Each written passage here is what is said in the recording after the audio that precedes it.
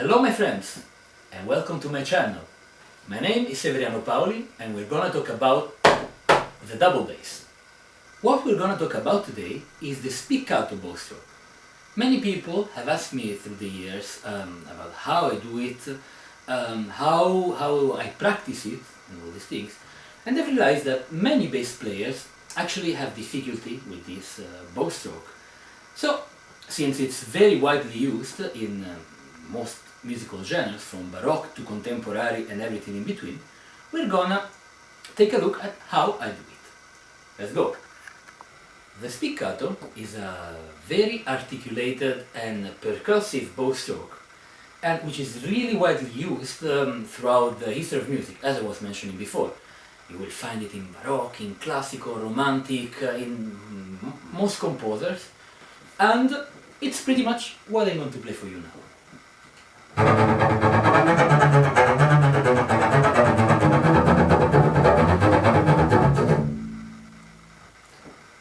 As you can see, during this bow stroke, the bow is rather jumpy, and that gives this typical effect. But how do I do it? Well, let's take a look. Before getting technical, let's take a look at what spiccato means. The word spiccato comes from the Italian verb spiccare, which literally means to take a jump, to take a leap, or to start flying, for example. We would say spiccare un salto, that's literally to take a leap, to take a jump. And that's you spicchi un salto, fondamentalmente, from something that is grounded, from a platform, and then you leap. That's really important to keep in mind because it says a lot about the nature of this bow stroke. Synonyms for these words that are often used in music are balzato, from the verb balzare, which means pretty much the same. Balzo is like literally a leap, like an antelope. And another word that is similar but not exactly the same, that is also used in music to indicate this bow stroke, is saltellato, which is literally saltello is a hoop, like a bunny rabbit. These three words have kind of a different acception one from the other, and it's important to know their meaning because it gives a difference when you then bring them out musically. But now let's see how you do it. So, there are two exercises that I recommend and that I practice for myself in order to develop a good spiccato. The first one, as I told you, the nature of spiccato and of the verb, spiccare, is that first you're grounded and then you jump. So, the very first exercise that I'm going to show you begins on the string. I suggest to start on the A, which is on the D string, on the second string, because that's a point of the string that reacts in the most natural way and doesn't give many problems, let's say. It's not too hard, it's not too soft. So that's a very intelligent spot in which to practice. If you look at Zimmerman's book about bowing technique, you will see that he indulges a lot in this note. Anyway,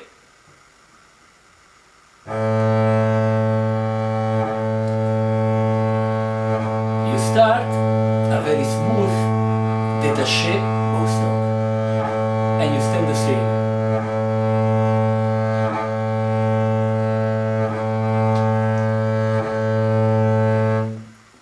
As you can see, during this bow stroke, the bow stays very quietly on the string.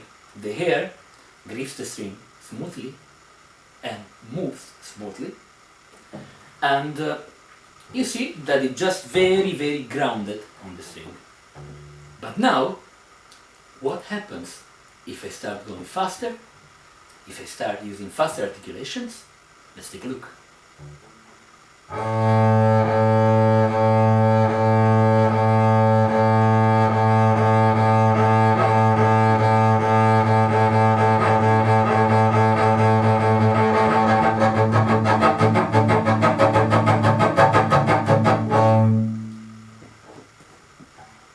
As you saw, at a certain point, the bow started jumping and started jumping naturally.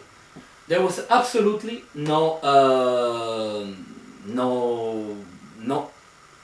effect. There was absolutely no, I don't get the word, but there was absolutely nothing conscious from my arm.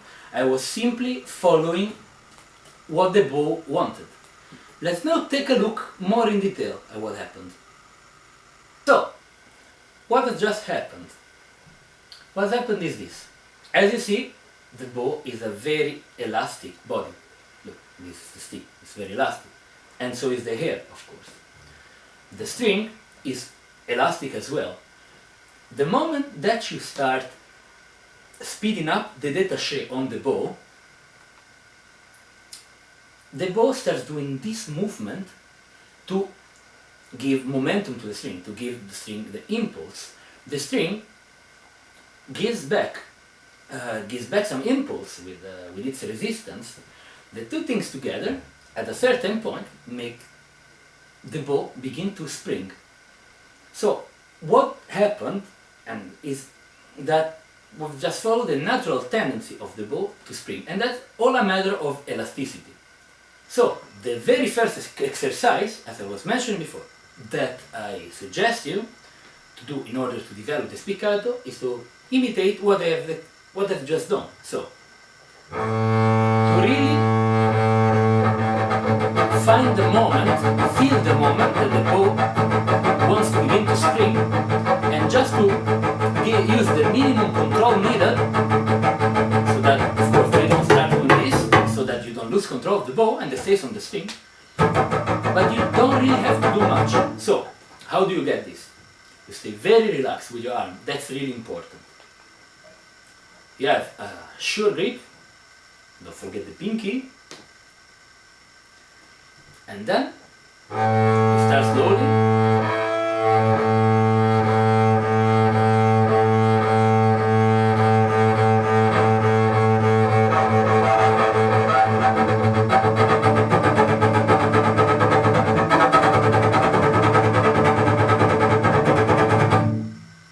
And there you are.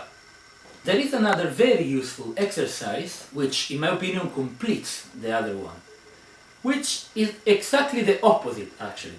So, while before we were doing spiccato starting from the string, now we are going to start from above the string, from away from the string. Why do we do this? Because it's maybe needed in your musical practice to play a very articulated but rather slow spiccato, like it could be.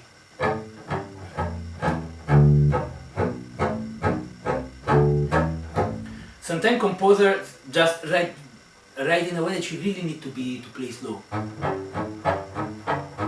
and staccatissimo. So we need to learn how to control this bow string. And here, what is very useful is the exercise that they call the pendulum. Let's take a look at it. So, you take the bow, as usual. You take, I would say the A, but any note you like. And then you do this. You just swing your arm down and up.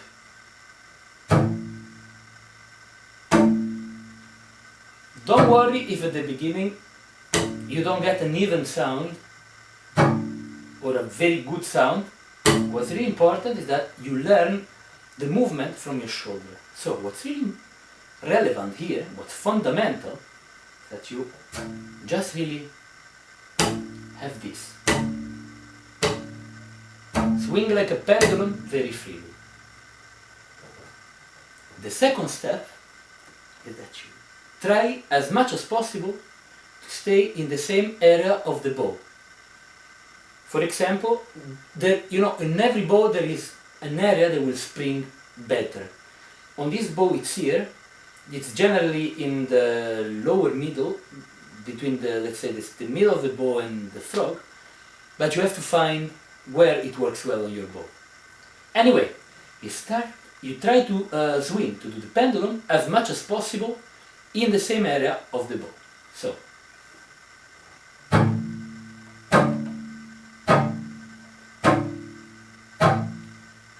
complete relaxation,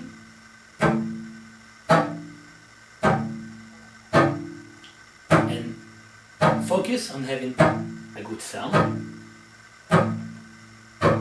and then you can speed up.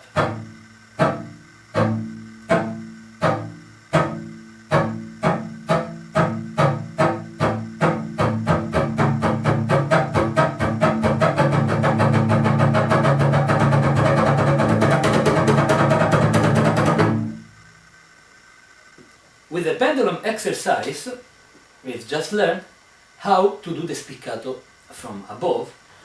As you notice, the spiccato from away from the string gives a little bit more woody tone, a little less fat than the one that you start from the string. Just to make you hear it again.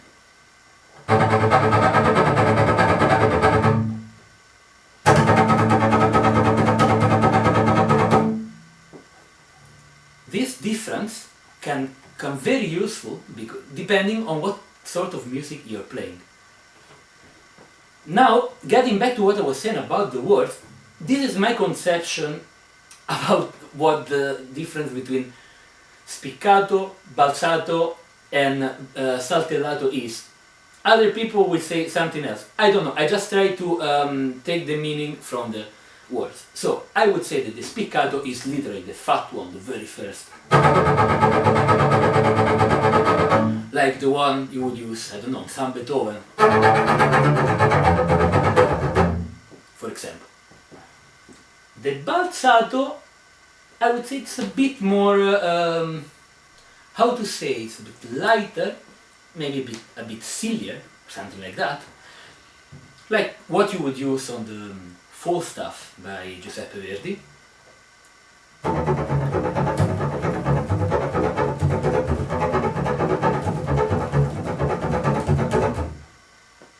For example. And the saltellato is again, that's a very virtuosistic bow stroke somehow. Something you could use on a passage like this.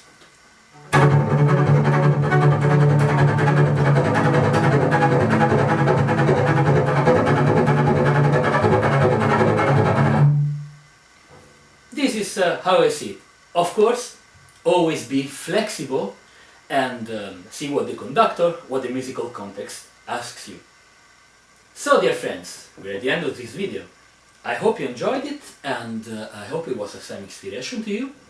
Before I leave you, I would like to suggest you a book, a technique book, which is A Contemporary Concept of Bowing Technique for the Double Bass by Frederick Zimmermann.